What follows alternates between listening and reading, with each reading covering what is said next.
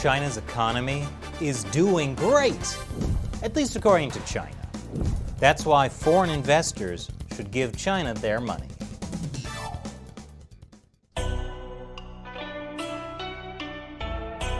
Welcome to China Uncensored. I'm Chris Chappell.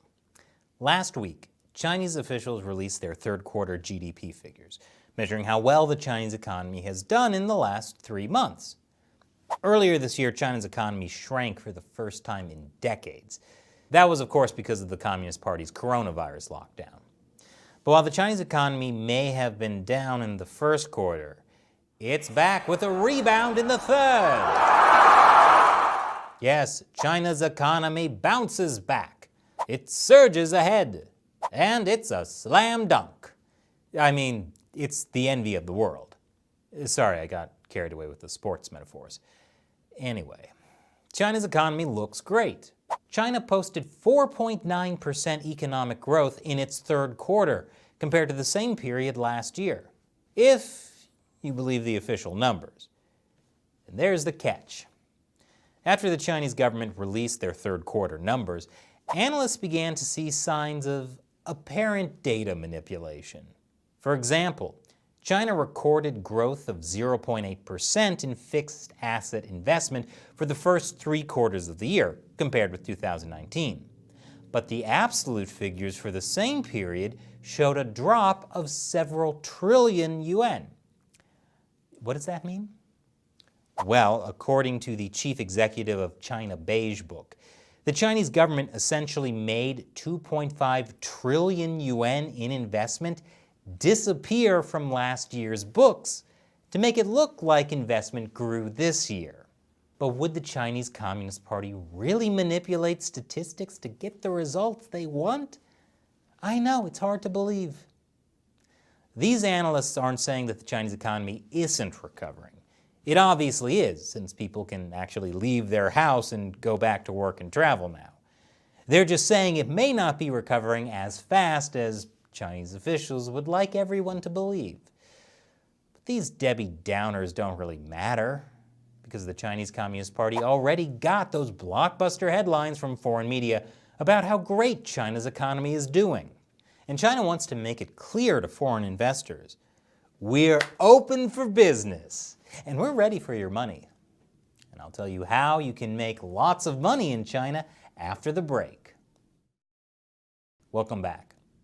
The Chinese Communist Party wants foreign investors to know China is open for business. Last weekend, the Bund Summit was held in Shanghai. It's billed as an open, pragmatic, and internationally influential financial high-end communication platform that promotes China's financial opening up and global economic development. And it was part of China's charm offensive to woo foreign investors. One key message China is trying to deliver is that it is committed to deepening its economic and financial ties with the rest of the world, even though relations between Beijing and Washington have plunged to their lowest level in decades. Hey, we may not like you, but we still want your money. And in a sign of how important this Shanghai Bund Summit was, Chinese Vice President and Xi Jinping's right-hand man, Wang Qishan, made an appearance. Wang told the attendees that win-win cooperation is the only right choice for the world. Ah yes, win-win cooperation. And in case that wasn't clear enough of a message, the head of China's central bank, Yi Gang, said in his speech that international investors entering China can share the dividends of China's growth and reform. Did we mention we really, really want your money? Now, this isn't completely new. Starting 2 years ago, Chinese officials have been making it easier for foreign investors to invest money in China, like letting them own financial institutions in China and letting them buy Chinese bonds. But the Bund Summit, which is only in its second year, is a sign of how much the Chinese regime wants to turn Shanghai into a financial hub. High-profile attendees include a former British Prime Minister, 2 former U.S. Treasury Secretaries, the former head of the European Central Bank, and the former Director General of the WTO. Big investment banks like Goldman Sachs and HSBC were also there. And they seemed pretty receptive to the "we want your money" message. Noel Quinn, chief executive of HSBC, said the bank's commitment to mainland China is unwavering, even in today's challenging time. Meanwhile, John Waldron, president and chief operating officer at Goldman Sachs, told the forum that the U.S. bank was encouraged by the enhanced access China is providing foreign firms. Waldron did have some suggestions, though, like China should make it easier for people to move money out of China, and align Chinese regulations with international norms to bolster investors' confidence. Okay. If you've watched our previous episode on why China is running out of dollars, you know that they're not going to make it easier for people to move money out of China. But to be fair, they do want to regulate financial markets better. In his speech at the Bund Summit, Wang Qishan said that the financial sector should avoid the wrong paths of speculation, bubbles, and Ponzi schemes. Wang also reassured investors about how safe China's financial industry is. He said, of the financial industry's three key principles, security, liquidity, and effectiveness, the most important is always security. We want your money, but don't worry, it's safe with us. Now, it's good that China wants to avoid speculation, bubbles, and Ponzi schemes. It's had a lot of trouble with all three things.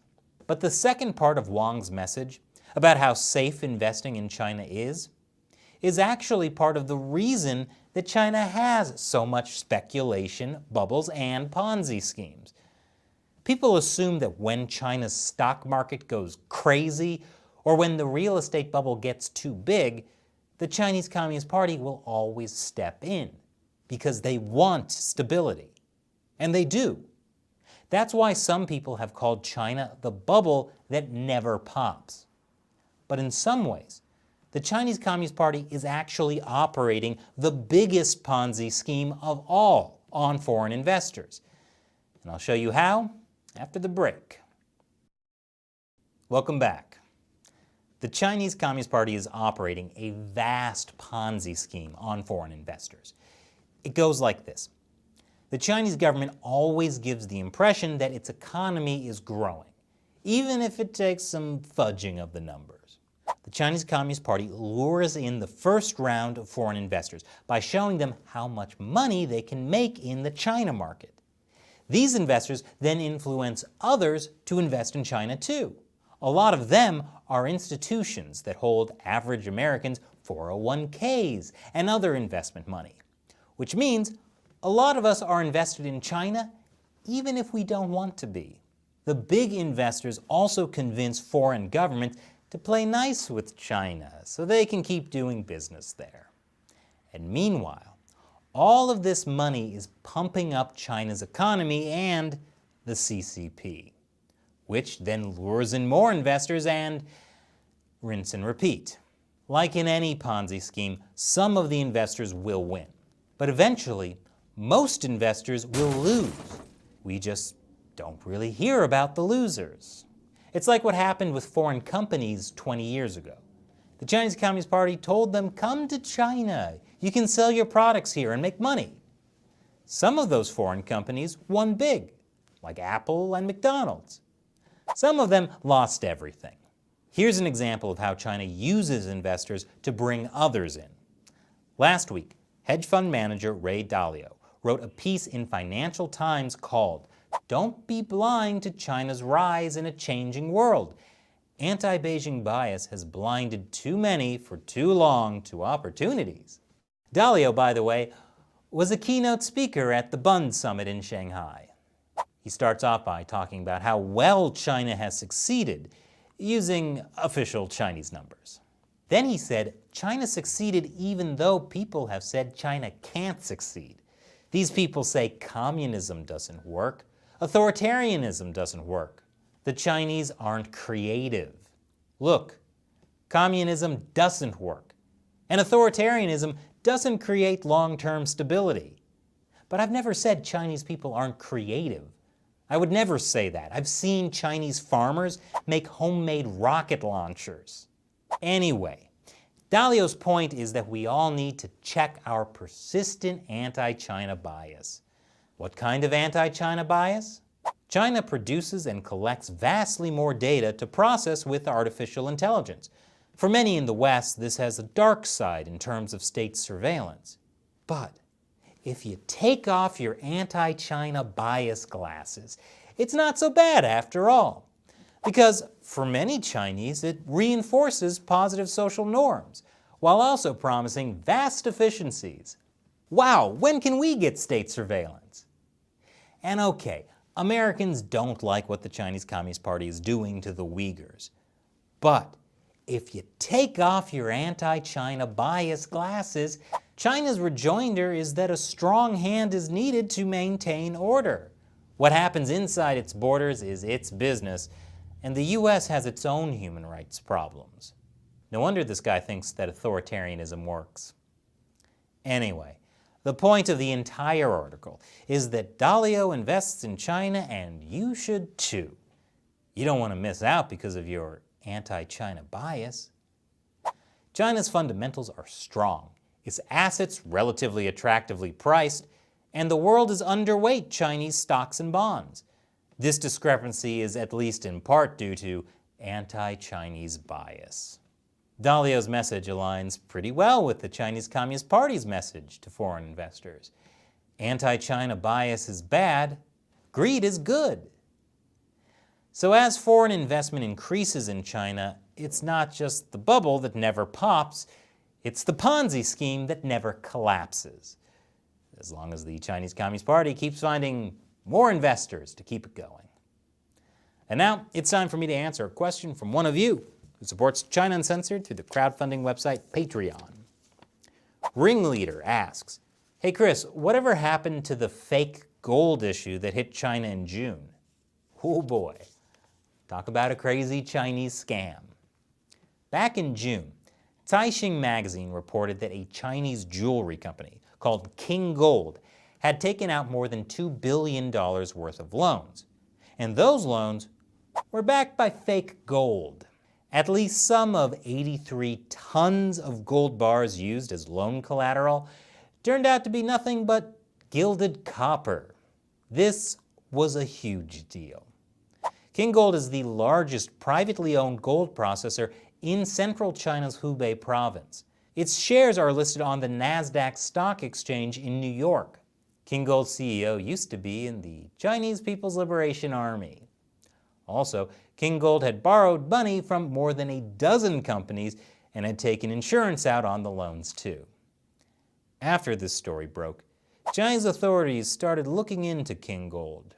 But as far as I can tell, they're still investigating. And after their stock fell dramatically, King Gold had to delist from the Nasdaq Stock Exchange back in August. Now, after dropping almost 95%, King Gold shares are at 15 cents each. Sounds like a steal. Hey, foreign investors. Thanks for your question, Ringleader. And if you'd like to have me respond to your question or comment on the show for hundreds of thousands of people to hear, join what I call the China Uncensored 50 Cent Army and support us in the battle against the Chinese Communist Party. You can join for as little as $1 per episode on the crowdfunding website Patreon. You'll also get some other cool perks as well. Head over to patreon.com/China Uncensored to learn more. Link is below. It's a better investment than China. Once again, I'm Chris Chappell. See you next time.